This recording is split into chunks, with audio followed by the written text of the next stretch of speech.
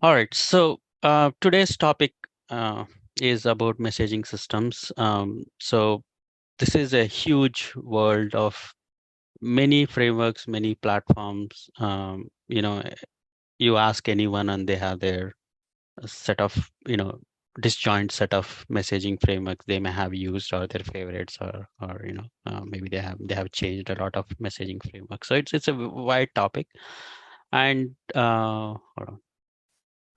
So before we begin, just a little bit of background about me. I have about 15 years of experience as a polyglot programmer and software architect. I have worked on many programming languages, full stack. Some people call exotic languages like Perl and ActionScript. So those are some of the things I have worked on in my days. I also have held senior leadership positions as engineering manager and head of engineering at startups. And most importantly, I did use messaging systems at part of my day-to-day job, where some of these systems are highly available, um, low latency, highly resilient. So we are talking about losing one message and there is a financial implication or regulatory implication of losing messages. So I mean, I know the value of the message. So and on the other hand, I also have led teams that develop the messaging solutions that other people can use as a messaging platform. So yeah, all this that I'm presenting is from my experience based on what I've worked on previously. And today's talk, the outline will be first, we're gonna take a step back and look at what are messaging systems, what are the different patterns of messaging, right? Both in general, like in the real world, as well as in computer software systems. So what does messaging look like? What are the different patterns? We're going to talk about the different dimensions of messaging, right? And then next we're going to see, so yeah, messaging systems. So what are the challenges? Why is it so complicated to pick like one solution, right? Like what are the different design considerations that we have to look at to decide on what's the right solution for the problem that we are trying to solve, right? So next we're going to look at a more systemic approach to deciding how should I go about choosing the right solution for my use case. So here I'm going to talk about a four-factor framework, four different factors that you can consider, and based on that you can con compare and contrast different solutions, or when you have a problem space, start to attack and articulate what does the problem translate into these four factors, and then how do we go about choosing the right solution for that purpose, right? And finally, we're gonna look at some real world applications to see what could be the potential solution that we can pick. Um, and by end of the presentation, what I intend to give you is a set of tools or a framework that will help you understand the messaging solutions. And given a problem, or when you're thrown a messaging framework, you can use this tool set to compare and contrast and see how you can understand it much better. So that's what I intend to. If it's one thing that I want to get out of this, is that tool set and to give you to help you understand the framework. All right. So this talk is about the primer. This is a primer on the messaging concepts. Um, it will it acts as a guide to understand systems in a more systemic way, in a methodical way. It is not about any specific framework. So it's not about like Kafka, RabbitMQ, or cloud-based messaging systems, and doesn't deal with advanced concepts whatsoever, right? So maybe we can have a different workshop for that. Um, so just setting that right expectation. Okay, so let's take a step back and see, how do we communicate in general, right? So what are the different ways, not systems, not software systems, we as people, how do we really communicate, right? One is the direct channel where we pick up the phone, for example, call someone and talk to them over the phone. So it's a direct one-to-one, point-to-point, as you call it, of communicating, right? So that's one pattern.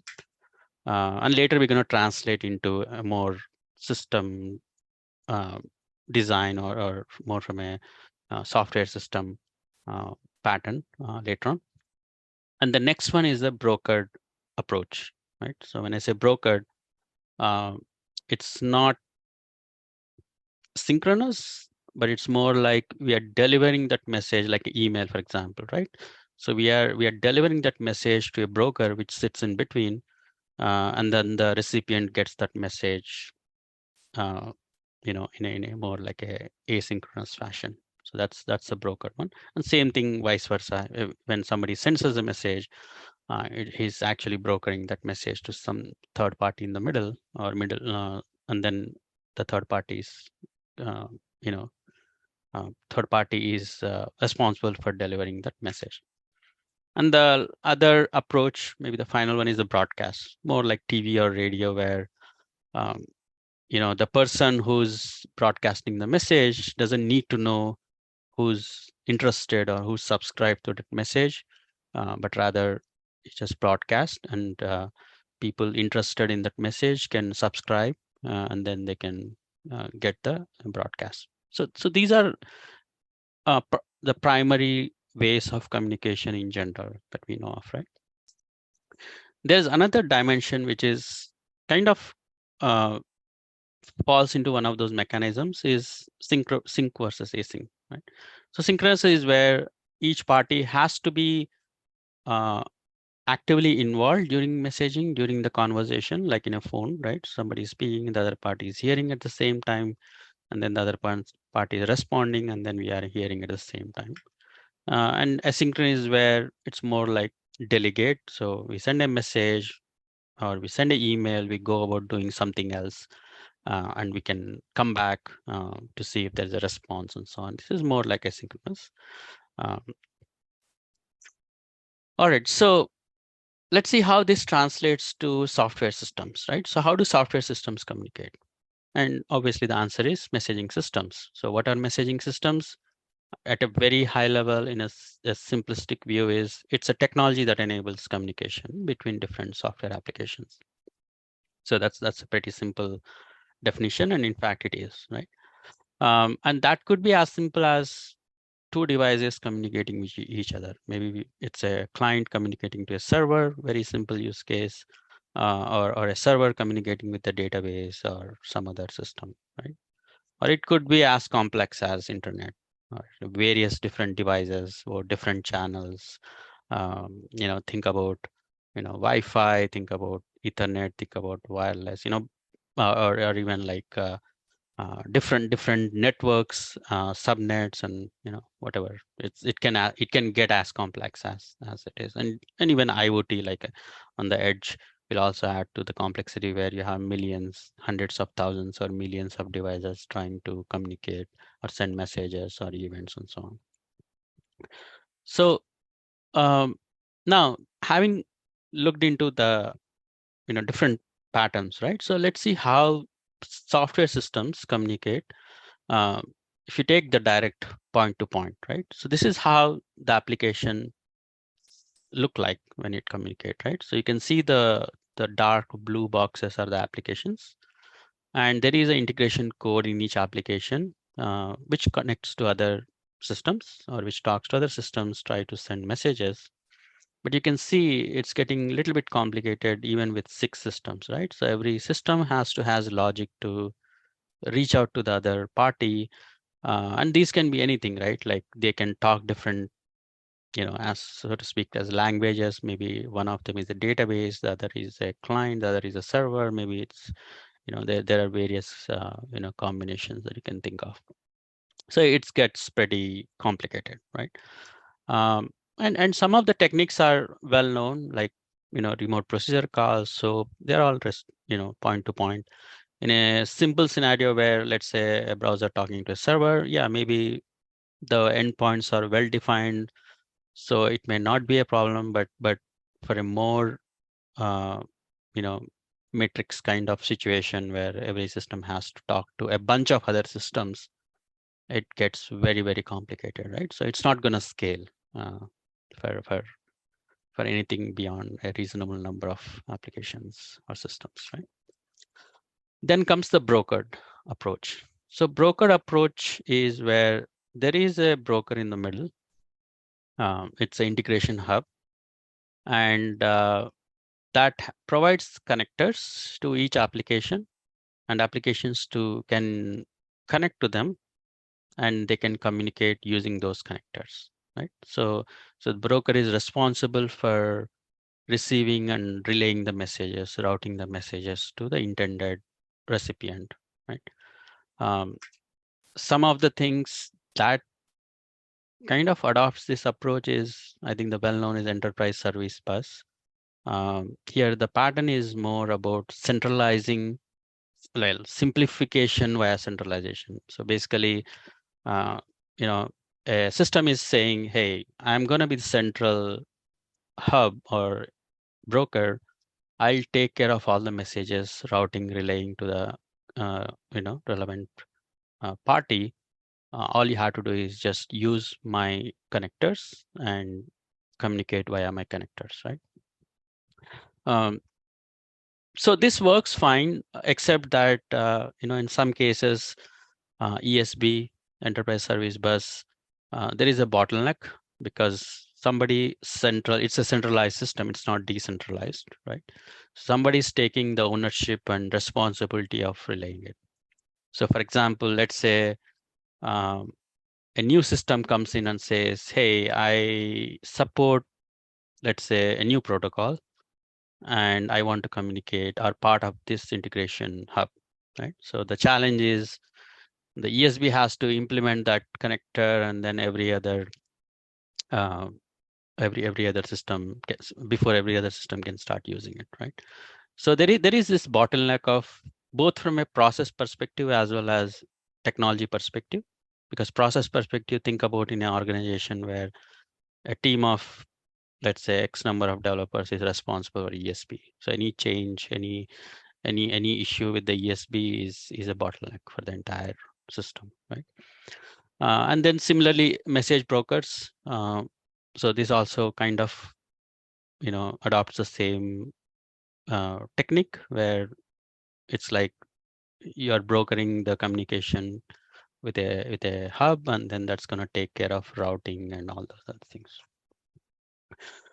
And next thing is more like a broadcast. So this is where it gets a little bit more interesting. If you see here, the parties are, again, the publishers are not aware of who's receiving those messages, right?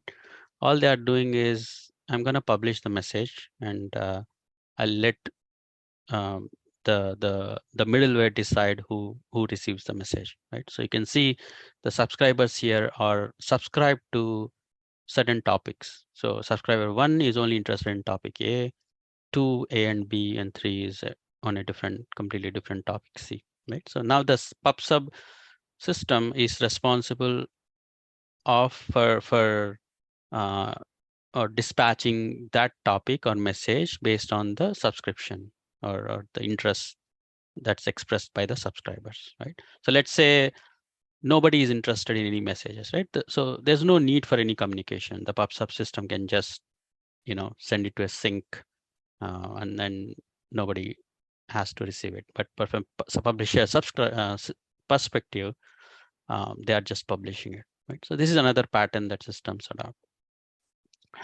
So some of the frameworks that you come across is PubSub, Redis, Kafka. So these are some of the frameworks or solutions available to implement this pattern.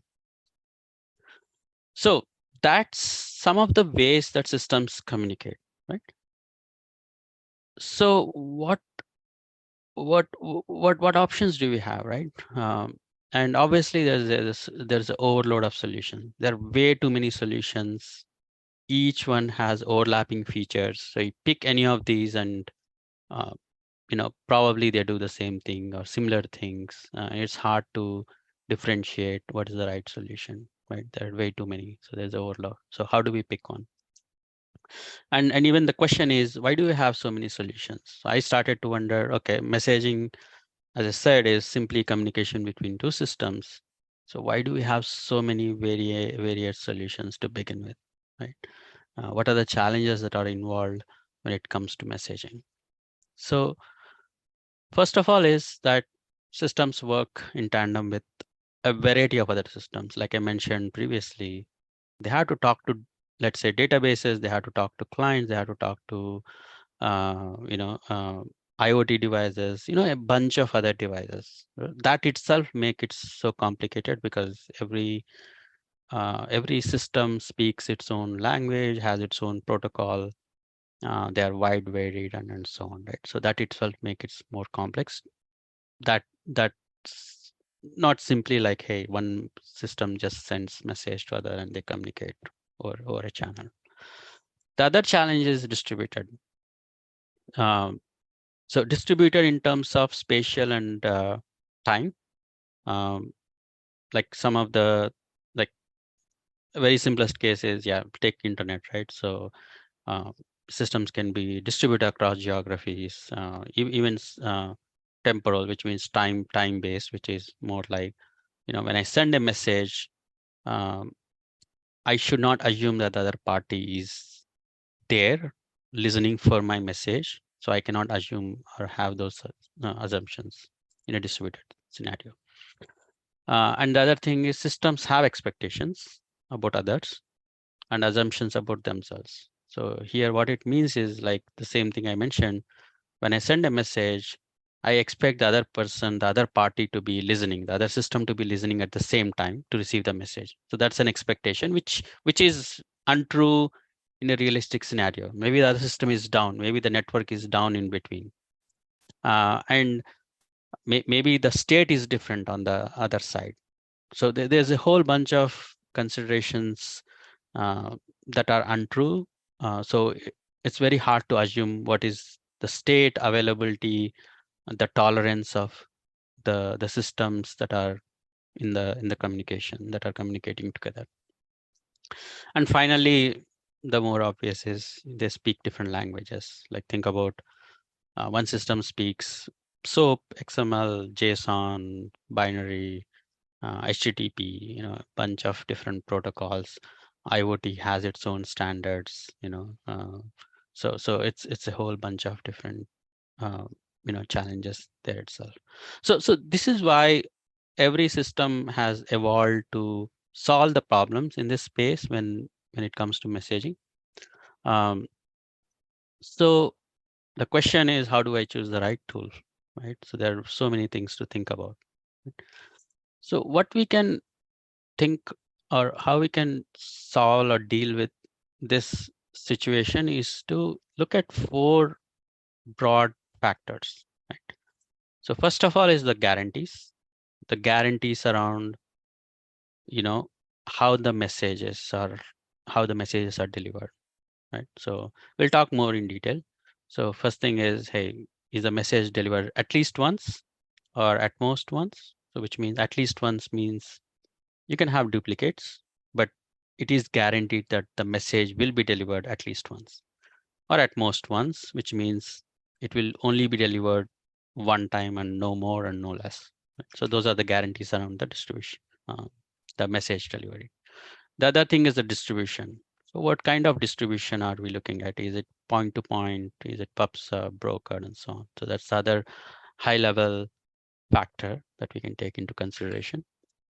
The other one is ordering. What is the ordering of messages? So let's say I send one message, or let's say I send a sequence of messages. Is it guaranteed that the receiver is getting the same sequence in the same order, or the message in the same order? So that's the ordering um, parameter. And the final thing is a payload, which is more on the content of the message itself, whether it's filtered, what sort of formats are supported, and so on. Right. So let's take a look at each of these. So first of all is the guarantee, right? So at most once. So at most once, as I said, is once, not less, not anymore. And this is mostly, uh, you know, achieved using acknowledgements. So when a system sends a message and the remote party has to acknowledge saying that I received the message, and that's how at most is usually accomplished. Um, and usually these are very important. This guarantee of at most once is very important in terms of banking and online applications, because we don't want our banking transactions to appear twice. It has to be just once, um, right? So even in online shopping, we don't want to order the same thing multiple times, or even like not even order anything, even if we intended to order something, right? So it is very important in those scenarios. And at least once is the message is guaranteed to be delivered once or more, right? And you may be wondering, like, what's the point? Like, why does somebody needs a message more than once, right? Usually it's at the trade-off with performance. So some systems um, can tolerate duplicates. For example, let's say I have an event with a timestamp or a log with a timestamp. Even if I receive the same log twice, I know that, yeah, this is a duplicate. So if if the application is able to handle duplicates, yes, uh, they can adopt this. And the benefit of doing it is performance. So usually when there's no lack of acknowledgements, there is a latency where, sending a message, getting acknowledgement, and then sending the next message. There is this performance hit, but in terms of at least once, applications can be super fast. The next thing is the ordering, which is sequential, as in the sequence in which the messages are sent. It's guaranteed that they are received in the same sequence. And usually queuing systems are used for that purposes, right? So any queuing systems, think about Amazon simple queue service or RabbitMQ, where queuing guarantees that the messages are delivered in order. And some of them are unordered. Again, this is all based on the application use case. For example, my bank transaction should be ordered, because I cannot make a I cannot make a withdrawal transaction before I have my credit into my account, right? So these have to be ordered, and unordered are more like I add a bunch of items to my shopping list, right? It doesn't matter whether I add my, like, I don't know, my AirPods first or my iPhone first. It's still fine as long as they're delivered, right? So in those cases, unordered messages are fine. Next thing is the distribution. So think about distribution as, should it be direct? Should it be brokered? PubSub. And I added this little thing here. PubSub for IoT is slightly different. It's still a PubSub, but they adopt different standards. But that will also decide the choice of our framework. So if we are using for IoT, some frameworks are designed to be, uh, you know, uh, capable of operating in a low power device environments. Um, and then should our distribution be sync or async, right? Should it be async or async? Sorry, sync or async. And usually within an async scenario, there is this concept of push or pull, right? Should my message be pushed to me, or will I go and pull the messages from the sender? So that also decides on what kind of async operation do we need in our systems. And finally, payloads. So payload is the message itself.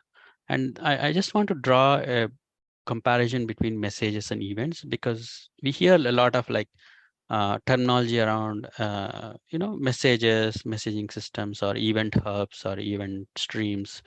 So there is this subtle difference where messages are messages. It could be text, it could be video, pictures, and so on, right? So actual message. uh, and events are more like, uh, these are at a point events. So for example, you can think of it as a user clicked on a button. That's an event. Or a job has finished running successfully. That's an event, right?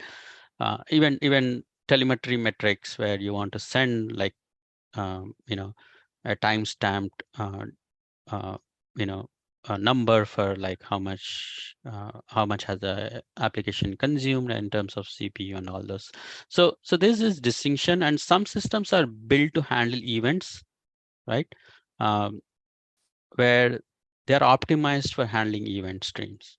So there is this distinction based. So when choosing a system, it's more important to figure out what am I sending, what is my data payload? Is it a message or is it an event itself?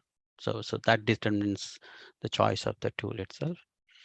And also think about filtering, right? What kind of filtering should the tool or the solution support? Is it topic based? So if I'm going to send topics, for example, let's say I'm publishing YouTube videos and I'm publishing on a specific topic.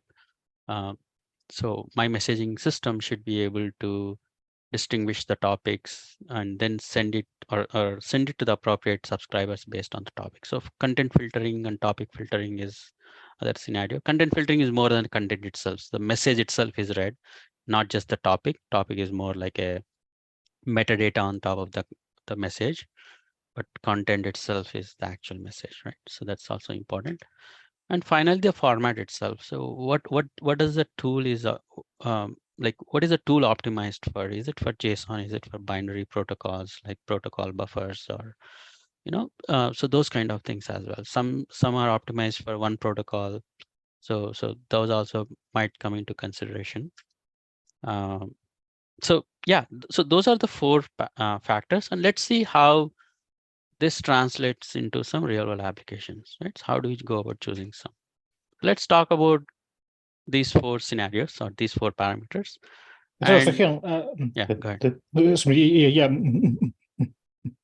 Well, while we're still here, there's a question in the chat that I posted.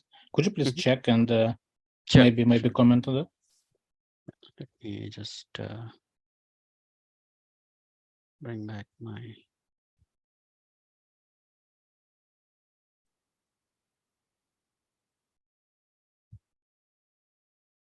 Sorry.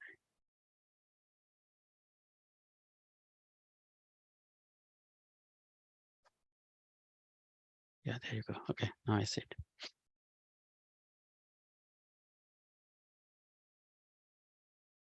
Okay, so sometimes people use different terms for at most ones.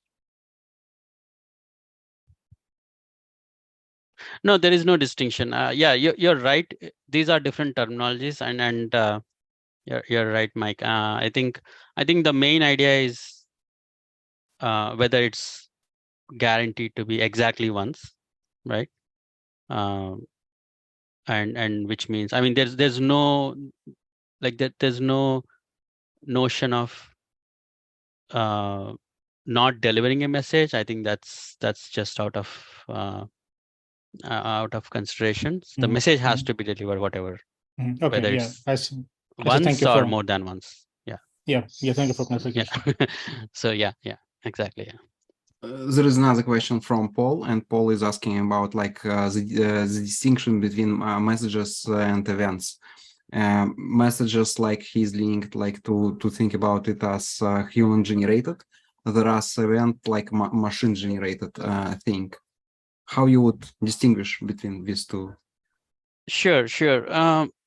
Messages doesn't necessarily have to be human generated.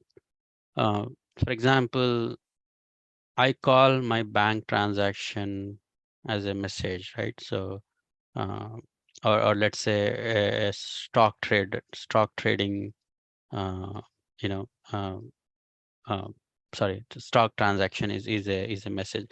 So think of as message is something that captures like more information, so to speak. Like, I mean, a message could have, think about a stock transaction, right? So the message could have, hey, it's a I'm buying like 10 units of Apple, for example, at this price, right? Versus the event is more like it's just happening, a point of time, um, and it doesn't really uh, lead to any response, right? So if I say I'm sending a message asking a system saying, hey, buy me 10 units of apple, and the system responds with more information. Hey, I bought, or it's successful, it's failed, or whatever. So that's more like communicating via messages, whereas in an event is more like notifying, hey, something has happened. That's it. So it's not necessarily human driven. Yes, it could be. I mean, but that's not the distinction. I hope I answered. Or yes. There is another point from Mike, Yeah. and Mike is wondering about events. It does it mean events should be responsible on something else? Event is in response to something else. Like in this case, yeah, if let's say a user clicked on something like a click stream, it's a event. Yes, job finished. So yeah, something has happened, and that's a event, right?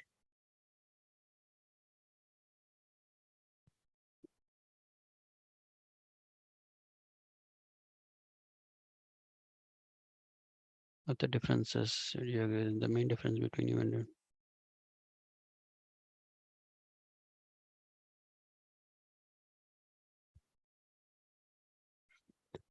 messages are stored in a queue and are then processed. Messages, if you are saying that messages are only stored in a queue, not necessarily again, right? I mean, messages could be part of your, you know, overall PubSub. And yeah, it's not necessary that messages are sent to only predetermined locations. I send a message, like for example, think about um, think about a tweet, right? So I send a tweet, that's a message, and I don't care who's subscribed, who's following me, or on which whose wallet appears. It gets routed to people or subscribers based on their interest and subscriptions. So I know, yeah, it is a little bit subtle. Like that's why I said, uh, I mean, you can argue both ways sometimes. Sometimes for some applications, an event might look like a message, or a message could look like an event. But I think when the reason I mentioned that is because some of these um, systems are built to handle those one-off uh, you know triggers or events much better than messages.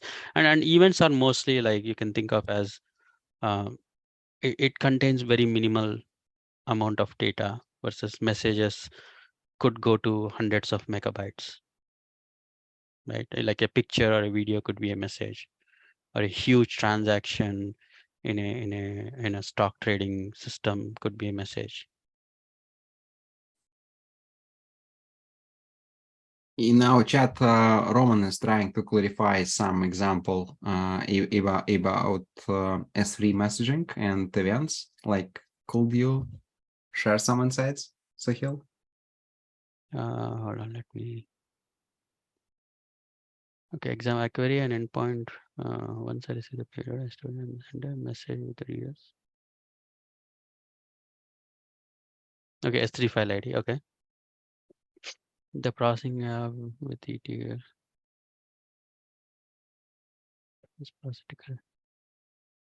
Yeah. Um,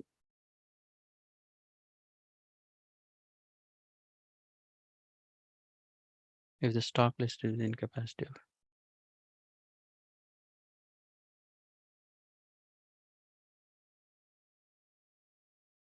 Yeah, I think, Roman, I think that's a perfectly valid scenario. Um, yeah, you're right. I think even like when you think about building event driven systems, I think that's where the notion comes in, where um, like you said, you will be storing the file in an S3, and then you will be sending that S3 as an event to trigger some other process. So yeah, that could be an event as well. Yeah. And all the scenarios where somebody uploads a file or drops a file in an S3, or writes something to a database like a record, and that triggers a downstream workflow, those are all events, considered as events. Right? Yeah, and then definitely the size also comes into picture where um, systems like event-driven systems usually don't handle like tons of data, like megabytes of data. Usually they are short and small messages.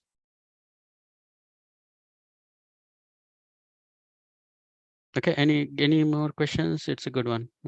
Is mainly whether the message can, yeah, perfect. Yeah,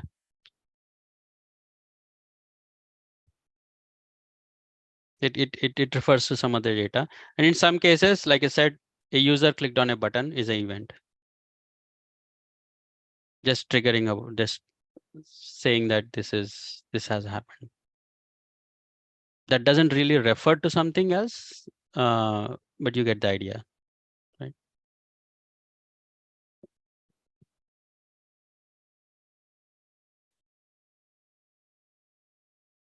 Okay, while we wait for comments, let's, okay, all right. Yeah, feel free to interrupt, it's a good discussion. Or if others have any ideas, please feel free to chime in. Yeah, let's talk about this, right? So social media posts. So we are referring to things like somebody post a picture on Instagram or Facebook and or even post a YouTube video, right?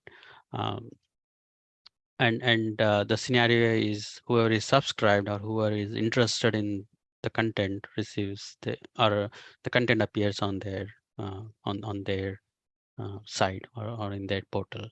So what are the guarantees here? Let's see the guarantees. So the guarantees are uh, it has to be at least once, uh, and the system hopefully can, again, we don't know how they handle it, but hopefully can handle duplicates because we know each message is unique based on the timestamp or the content itself.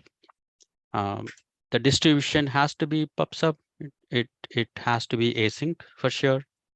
Um, ordering doesn't have to be ordered, can be unordered, right? So um, except there are exceptions where if somebody is replying within the thread, then that's a different story. But as part of different streams, it can be unordered, and your payload could be messages.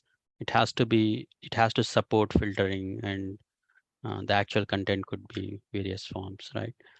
And some of the possible solutions here are, again, this is not the exhaustive list, but possible solutions that we can consider here is, you know, either Kafka or PubSub or Pulsar, just based on these parameters that we just came up with, right? So those are the possible solutions. Next comes online shopping. So here the guarantees is at most once. So like, or exactly once. So we cannot have uh, more than the message sent or registered more than once, right? Distribution has to be broker, right? Because you're brokering a request to a third party, which will handle or which will probably forward it to a downstream ordering system. It has to be async. Ordering can be unordered because it doesn't matter whether we order or whether we register cheese or first or milk first. And payload is again, messages, text, images, or videos, right? Or simple messages about the ordering information. So again, the possible solutions here are Redis and Kafka. Again, this is not the exhaustive list. Again, you can come up with a ton of other things, but just to start with, they support these different, um, um, you know, factors. So yeah, we could consider them as some of these potential candidates. And finally, back transactions. And this is a different use case as well, because when it comes to guarantees, it has to be at most once. Same distribution has to be brokered. Ordering has to be ordered. We cannot have, transactions jumbled. Payload will be text, most likely text. And then the possible solutions are most likely the queuing systems because it has to be ordered. So it could be Amazon SQS, WebSphere MQ, or RabbitMQ. Right? So it doesn't like one of the things I would like to highlight here is that most of these frameworks has overlapping features. So for example, you pick system and they say we support both ordered and ordered. Yeah, we do support exactly once or more than once, right? So it has to also do with how we configure our systems and how to build our systems as well. But at least using these factors we can start the discussion around looking at what's the right framework or how to choose one, right? Or how to configure one to begin. So what are the takeaways? So we looked into different patterns. We looked into direct, broker, PubSub, sync versus async. We talked about how we can start discussion around choosing a framework. What are the guarantees, distribution, ordering, and payload? And now using this, given a problem, we can start articulating the problem into the four factors and see how that translates into the right solution. Or if you have a bunch of messaging solutions, we can compare and contrast them and see what's the right solution to use for a particular use case. Right. So yeah, hopefully this will give us some good understanding into understanding the frameworks itself. Um, and happy to take any questions or if someone has any Just additional things to add. just in time, Please. because we start Yeah. getting questions in chat. Yeah. Awesome. Okay, perfect.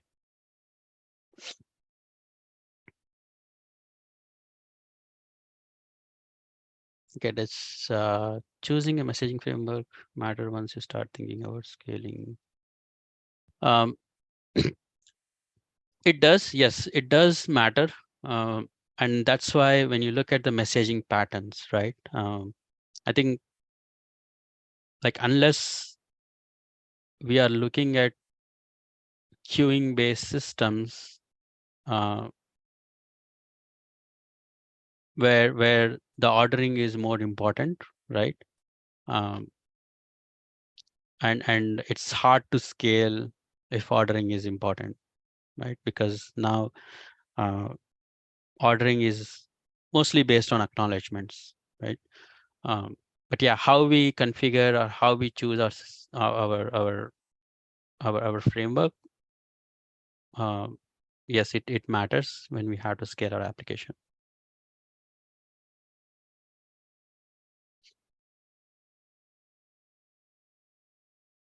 Ordering gets interesting when you're dealing with something like a stock exchange, when some factors may cause a transaction. When some factors may cause a transaction. Okay, Roman, can you expand on that? Because so when you are using a queuing, when you are using a system which guarantees ordering, um, so what do you refer? What do you mean by saying? Oh, you mean okay. That's a completely different ball game altogether. There are other techniques. I don't think it's based on the actual messaging system itself. Uh, like it's not about uh, when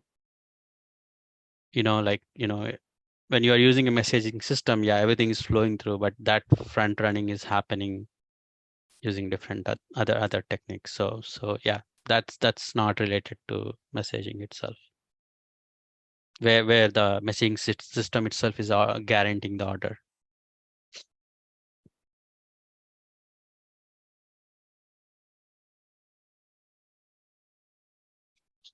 Okay, so not to put you on the spot, uh,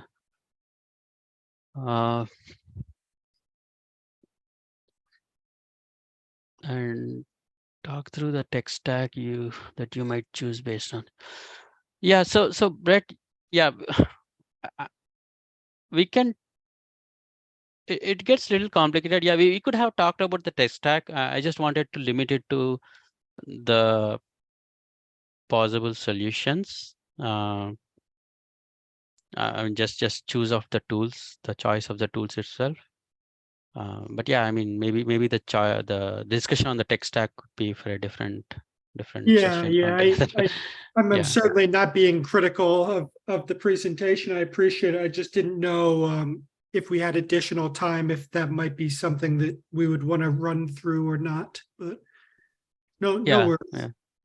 yeah, because I think we have to get into the weeds on, maybe let's say we pick the online shopping experience, right?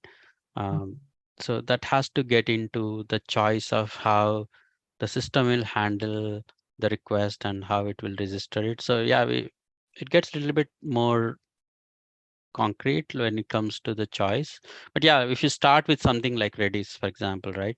I mean, that can act as a like a, how would I say, like a temporary shopping cart where everything gets registered as Redis and within Redis, and it will acknowledge that things have been registered, and then later on when we check out, that actually gets sent to the backend system. And there are various ways to handle it as well. Right?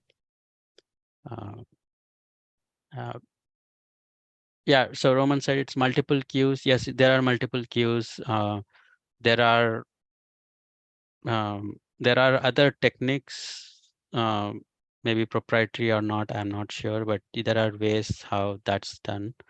I don't know if everyone does it, but yeah, the whole algorithms behind how the matching happens between buyers and sellers. Yeah, it's a complicated topic. Uh, but if you are saying, does it has to do with messaging? No, messaging is always strictly first in and first out.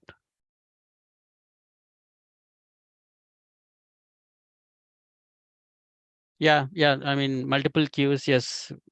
Buyers will uh, there are different systems where buyers requests are put in, sellers are put in, and then they are matched. So yeah, there is some priority that gets assigned, and there are actually techniques, like real techniques, that gets in the picture for those kind of scenarios.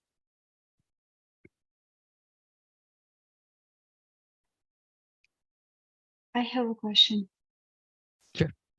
Yeah, thanks a lot for presentation. I really like this holistic approach of describing patterns and giving this framework how to choose messaging system one over another.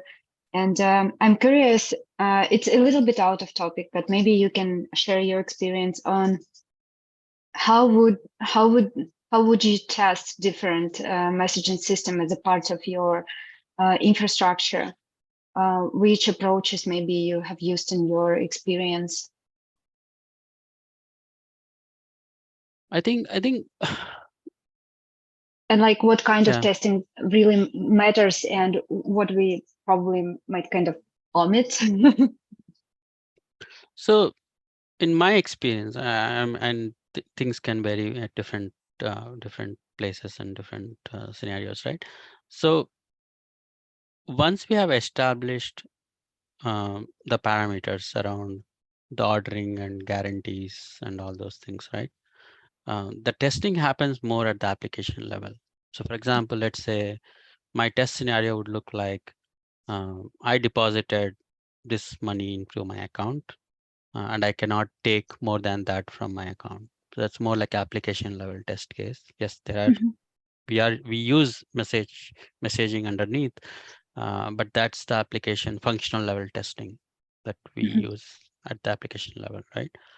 Um, and same thing, like we do load. The other kind of testing is obviously the load testing based on the scenarios, how much load we are expecting, TPS, transactions per second, and so on. When we were supporting, or we were managing the messaging infrastructure ourselves, so on that front, our testing would look more like, one is the load testing, obviously, because whenever we make any changes to our infrastructure, we would have to adhere to the SLAs. So we have to do the load testing. And from functional perspective, so we adopt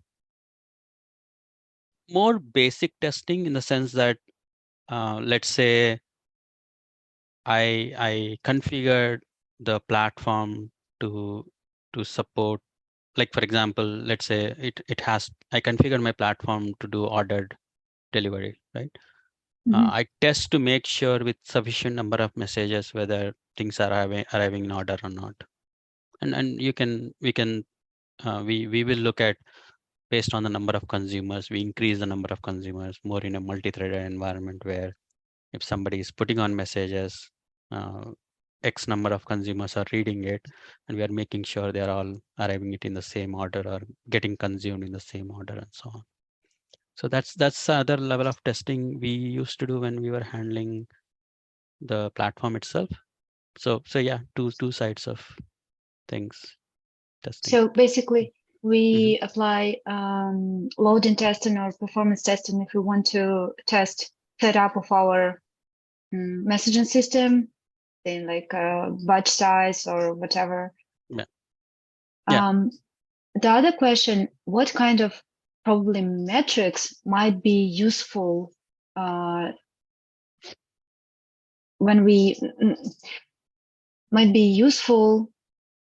figure out what's going on in messaging system? Is there any like specific metrics which can explicitly tell me this is what's going on with my messaging platform? Yeah. So two essential, very basic: latency and throughput. If you are talking about more like acknowledgement-based messaging, right? We look at how much time, like this is a scenario where you have multiple producers and multiple consumers. So on an average, how much time does it take to submit a message or put a message on the queue or into the system, and how much is the average time it will take to get the message from the queue? Because when we are talking about acknowledgements on the same resource, there is locking and all that stuff involved, right? So that's one of the metrics if you are talking about acknowledgement based. In a pub/sub scenario, it's more about the time when you publish, and then the time when the subscriber gets it, based on configuration of how many subscriptions the subscriber has, and how many subscribers are present and so on, because that tests the system's both network level latency throughput as well as the filtering aspect of it, or any transformation that you apply, like maybe it's changing it to a different format and so on. So that tests the whole load of the system, how much time CPU memory is taking. So all those things are benchmarked whenever we used to do like major upgrades and so on. Thank you.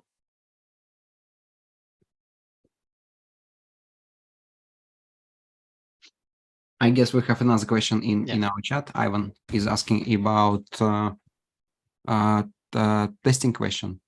If we want to test the messaging system, do we need to consider the design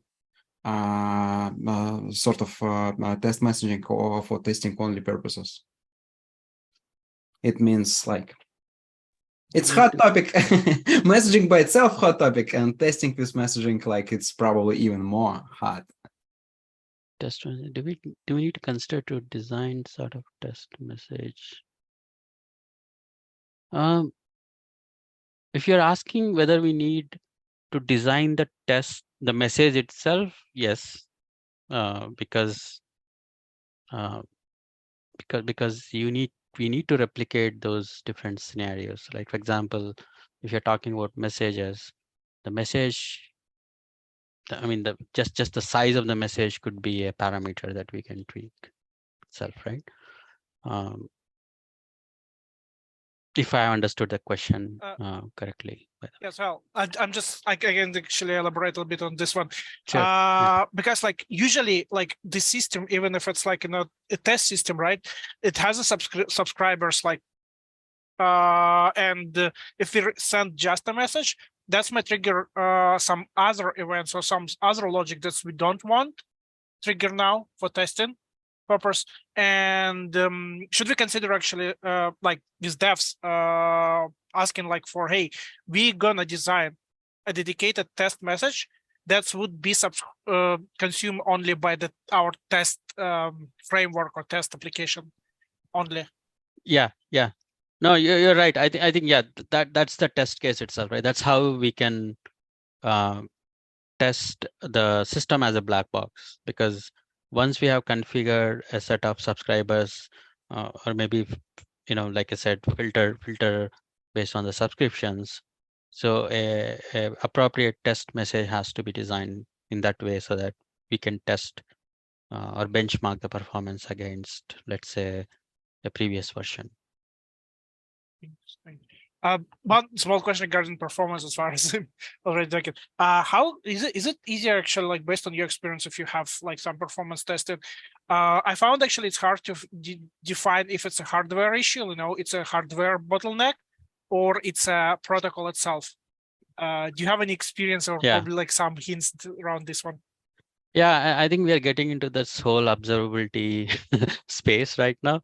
Yes, it is a very common. In fact, yeah, it is a very common. Well, I mean, not we did face a lot of escalations when it comes to, hey, after this upgrade or whatever, their application client side, server side, we are having delays in milliseconds, right?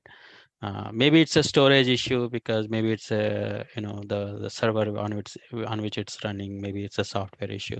So I think the way we handled it is basically get the entire picture of what is my storage latency, what kind of array that we are using for storage, right? So benchmark it separately, or if you can get the capture on demand, maybe have a troubleshooting session where we send the message and get a capture of the whole latency, how much time it's taking to store the message on the disk, and then try to compare with what we see at the system level, the messaging system level. So yeah, it is a very hard problem to troubleshoot, but having that observability stack where we collect the metrics from the entire stack, both software and hardware, I think that's the best way to do. Otherwise, it gets very murky, finger pointing all the time. Hey, it's not us, it's storage, or maybe it's application. So yeah, there are a lot of moving pieces. That's hard to troubleshoot sometimes. But it's always good to have an observability stack, which like it's part of day-to-day operations, that we need to have that, or we need to at least design for that. Thanks.